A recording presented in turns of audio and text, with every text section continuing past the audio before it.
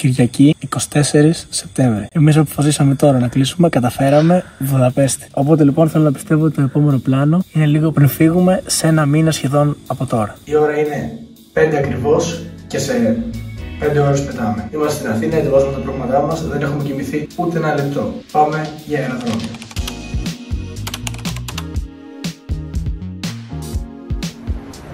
Και μόλις προσγειωθήκαμε στη Βουδαπέστη. Μέχρι στιγμής έχουμε μπει στο δωμάτιο, έχουμε τακτοποιήσει τα πράγματά μας και έχω να πω ότι πραγματικά έχω πάθει σοκ από τα κτίρια μέσα στο κέντρο της πόλης.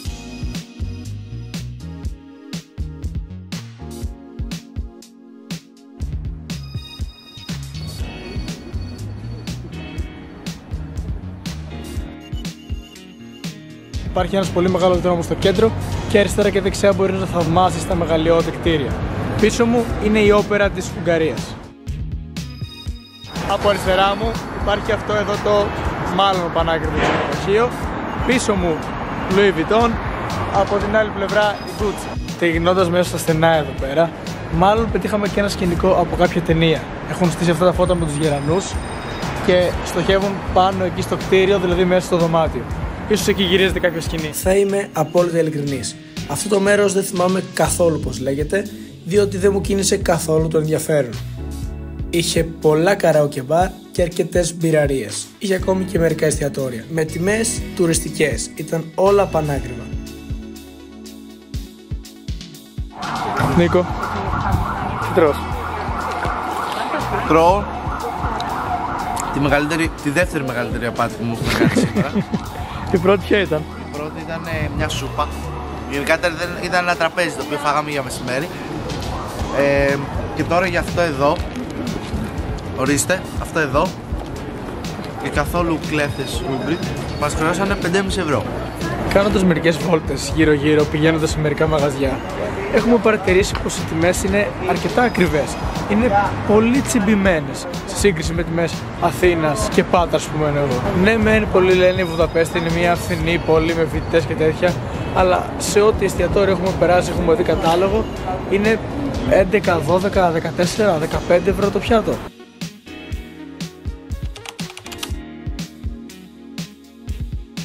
Καλημέρα σε όλους. Σήμερα είναι θεωρητικά η δεύτερη μέρα στη Βουδαπέστη, αλλά εγώ τη μετράω για πρώτη. Δεν κάναμε τίποτα το ιδιαίτερο και σήμερα έχουμε βγει να πάμε να ξεκινήσουμε να βρούμε τα σημαντικά ξενοδοχεία. Ο καιρός είναι βροχερός, βγήκα μια βόλτα λίγο νωρίτερα να πάρω πρωινό και ψήλο έβρεχε. Ευτυχώς είχε το Airbnb μέσα μια ομπρέλα την οποία καβάτισα.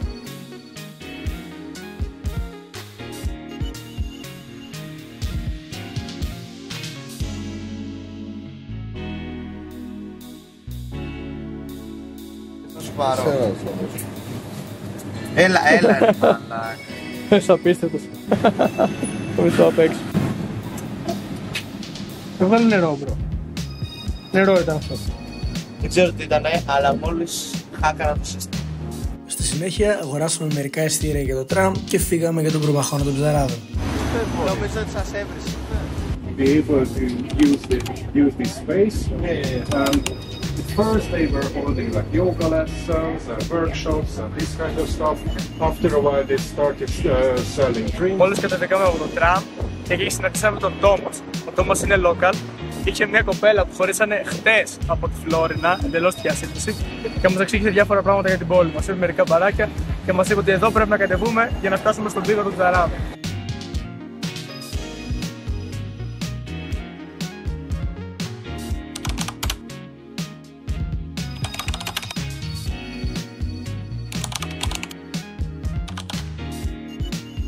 Αυτή τη στιγμή είμαστε μέσα στο ναό του Μαθαίου. Το εισιτήριο μόνο για το ναό έκανε 5 ευρώ. Ο ναός έχει και ένα πύργο που μπορείς να ανεβείς πάνω. Ξεκίνησε για ένα guided tour στις 1:30, η ώρα τώρα είναι 1, αλλά ήθελα να πληρώσεις παραπάνω για να ανεβείς.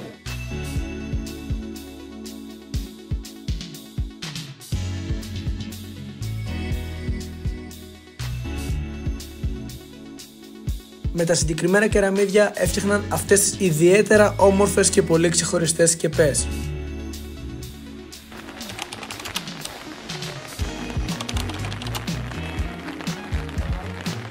Δείτε τι απίστευτη θέα που έχει. Εκεί είναι το κοινοβούλιο και από εδώ βλέπουμε όλα τα σπίτια. Ανάμεσα στους πύργους του προμαχώνα των Ψαράδων υπάρχει υπάρχει αυτή εδώ η καφετέρια με μια απίστευτη θέα και live μουσική στο background. Δεν θέλω να με πειράζει να σταματήσω.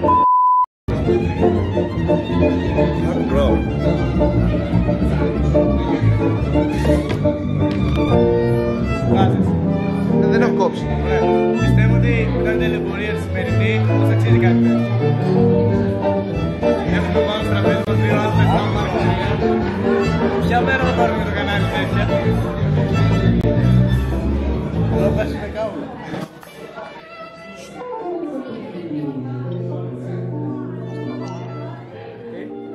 Βγαίνοντας από το μαγαζί, συναντήσαμε και αποτρέψαμε δύο παιδιά από την Αθήνα από το να μπουν στο μαγαζί, που μόλις πληρώσαμε ένα Aperol, μία ζεστή σοκολάτα και ένα καπουτσίνο 33 ευρώ. Έτσι αποφασίσαμε να φύγουμε όλοι μαζί και να πάμε στην αγορά. Φύγαμε από το προμαχώνα των Ψαράδων και κατευθυνόμαστε προς τη Λαϊκή Αγορά. Επιλέξαμε να μην πάμε στο κάστρο του Σβούδα σήμερα, γιατί η Λαϊκή Αγορά κλείνει για τις 6 και η ώρα είναι περίπου 4. Έχουμε βρει εδώ πέρα κάτι παιδιά. Πάμε να περάσουμε τη γέφυρα και να σας πω τις εντυπώσεις μου για τη Λαϊκή Αγορά.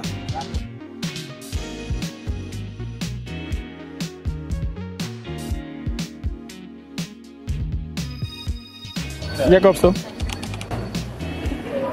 Νομίζω πρέπει να βάλεις λίγο χέρι γιατί δεν είναι... Προσπάθησα να κάνω μια γραμμή αλλά δεν καταφέραμε. Οκ. Είναι μαλακό έτσι. Φουλ μαλακό, φουλ λαδερό. Έχει μια παρόμοια ευθύ με λουκουμά. Μοιάζει λίγο. Ναι, ωραία. Κόψτε την κάμερα γιατί δεν μπορώ να κάνω τίποτα. Από ό,τι καταλάβαμε, οι ντόπιοι σίγουρα δεν αγοράζαν από εκεί. Ήταν ένα τουριστικό αξιοθέατο εντός εισαγωγικών και αυτοί. Πουλάγαν πάρα πολλά σουβενίρ και τα φαγητά που μαγείρευαν εκείνη τη στιγμή ήταν λίγο overpriced. Στη συνέχεια πήγαμε σε ένα ιταλικό εστιατόριο που θα δείτε στη συνέχεια γιατί μας έκανε εντύπωση.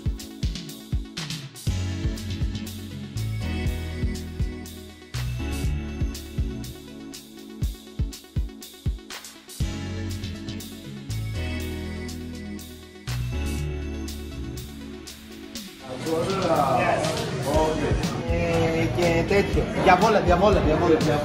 Looks good. What is your suggestion? Έχουμε πληρώσει πόσο? 30 ευρώ. 30 ευρώ. Μπορείτε να φάμε ό,τι θέλουμε και νιώθουμε ότι τους έχουμε κλέψει. Το φαγητό και όλη η εμπειρία συγκριτικά με τη τιμή ήταν πολύ καλό. Πεθάναμε από το φαγητό και πήγαμε στο δωμάτιο να ξεκουραστούμε διότι μας περίμενε ένα ιδιαίτερο βράδυ.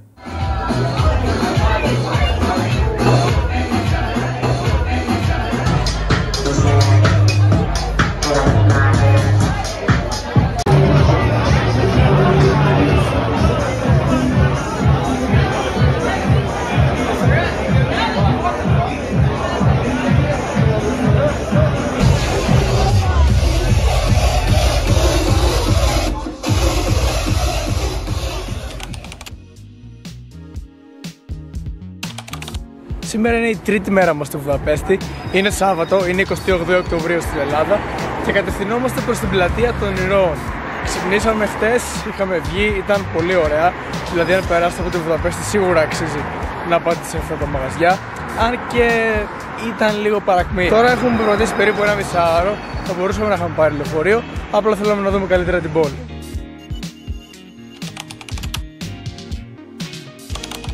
Επισκεφθήκαμε και το Μουσείο Καλών Ρεχνών της Βουδαπέστης. Πάρα πολύ ωραία εμπειρία και είχε και μια έκθεση με τα έργα του Ρενουάρ. Το μόνο αρνητικό ήταν ότι δεν με άφηνε να βγάλω το μπουφάν μου και κόντυψα να πεθάνω από τη ζέστη. Έτσι έκανα μια βόλτα απέναντι στην πλατεία. Αυτή τη στιγμή βρίσκομαι εδώ σε ένα παρκάκι ακριβώς πίσω από την πλατεία των Ηρώων και δείτε πόσο όμορφο είναι. Πολύ φθινοπορεινά vibes, έχει πάρα πολλή κίνηση, έχει πάρα πολλούς τουρίστες.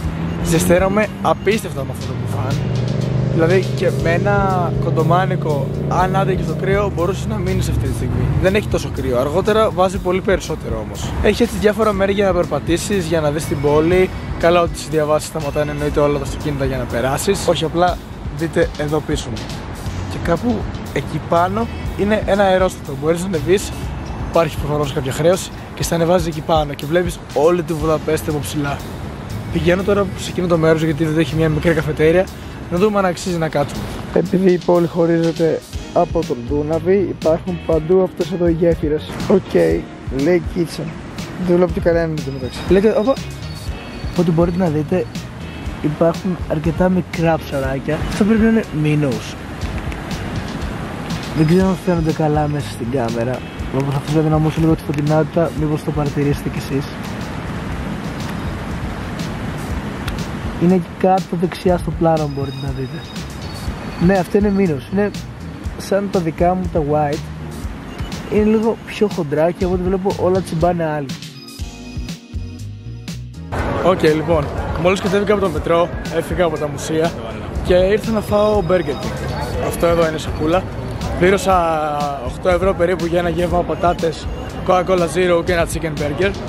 Το πρόβλημα είναι ότι όταν κάνεις την παραγγελία από το ηλεκτρονικό μηχάνημα που πληρώνεις με κάρτα, σε βάζουν να συμπληρώνεις συνέχεια κάτι ώστε να χρειάζεται να πληρώσεις. Για παράδειγμα, μένα μου ζήτησε να βάλω σακούλα.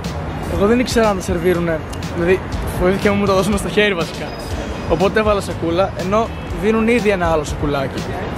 Και επειδή γεμίζεις τα ποτήρια από το ποτό που πίνεις μόνος σου, γιατί είναι δωρεάν refills, γινόταν γενικότερα ένας πανικός. Οπότε πήρε εγώ το ποτήρι, είχα στο μυαλό μου να βγάλω και βίντεο και κάπως τέλος πάντων αντί να βάλω Coca-Cola Zero κατέληξα να βάλω Fanta. Ξενέρωσα πάρα πολύ, αλλά δεν ήθελα να. Βασικά φοβήθηκα να μην ξαναχρεώσω. Οπότε έμεινα με τη Fanta. Πορτοκαλάδια, λεμονάδα, δεν έχω καταλάβει ακόμα. Κατευθύνομαι προς το σπίτι για να φάω και να σας πω.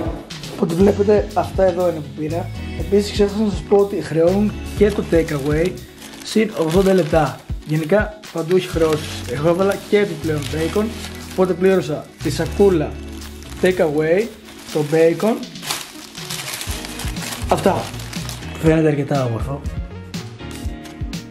Όχι, είναι μαγιονέζα, όχι, είναι μια χαρά. Μυρίζει πολύ ωραία, πολύ μαλακό, αφράτο.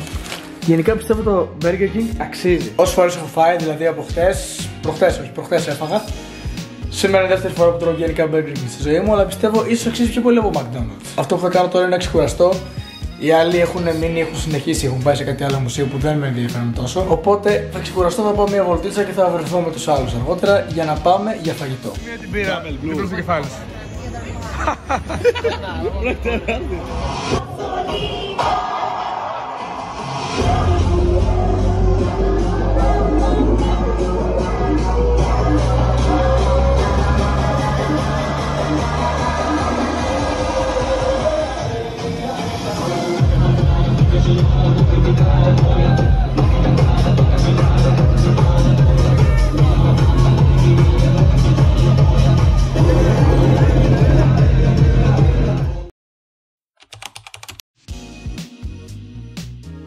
Έχουμε έρθει στο κάστρο της Βούδας και τελειώνουμε νομίζω σήμερα τα πολύ βασικά αξιοθέατα.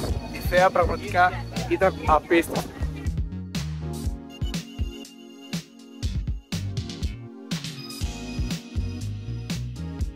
Εκεί λοιπόν έτυχε να γνωρίσουμε έναν Ινδό βιντεογράφο, ο οποίος γύριζε ένα κλιπάκι για ένα σποτ από το Miss India, το οποίο αυτή τη χρονιά θα γίνει στη Βουδαπέστη.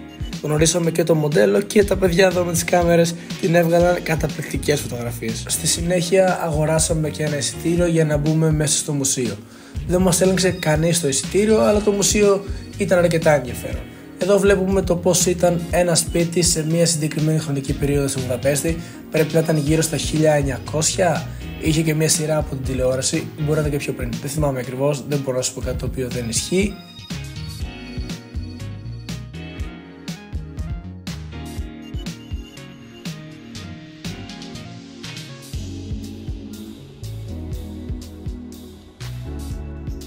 Πιο πάνω, να σε πιάνω.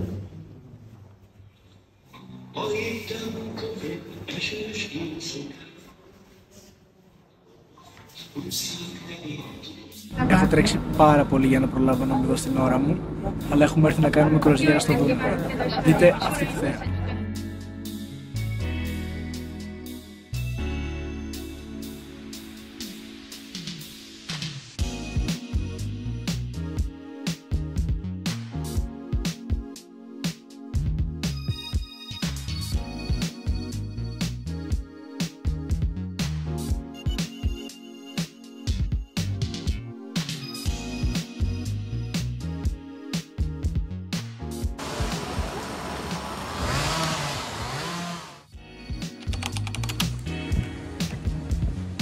Οι τελευταίες μας στιγμές στη Βουδαπέστη και έρχονται να κλείσουν με αυτό εδώ το Langos, το οποίο έχει μέσα σκαπάνο, sour cream, σαλάμι και κρεμμύδι.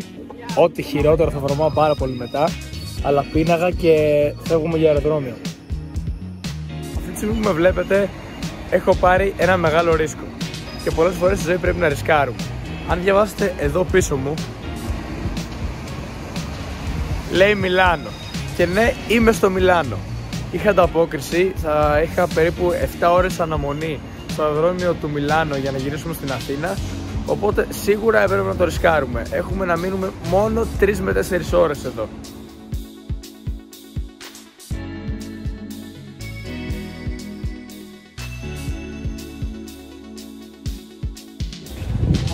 Αυτή τη στιγμή έχω μπροστά μου την Duomo. Αυτό που βλέπω τόσο καιρό στο ίντερνετ, παιδιά, είναι απίστευτο. Άξιζε σίγουρα το ρίσκο. Είναι τερατώδες, είναι μεγαλειώδες, είναι πανέμορφο. Η αντίδρασή μου κάθε φορά που βλέπω αυτό το απόσπασμα είναι ακριβώς ίδια. Το χαμόγελο για κάποιο λόγο φτάνει μέχρι τα αυτιά.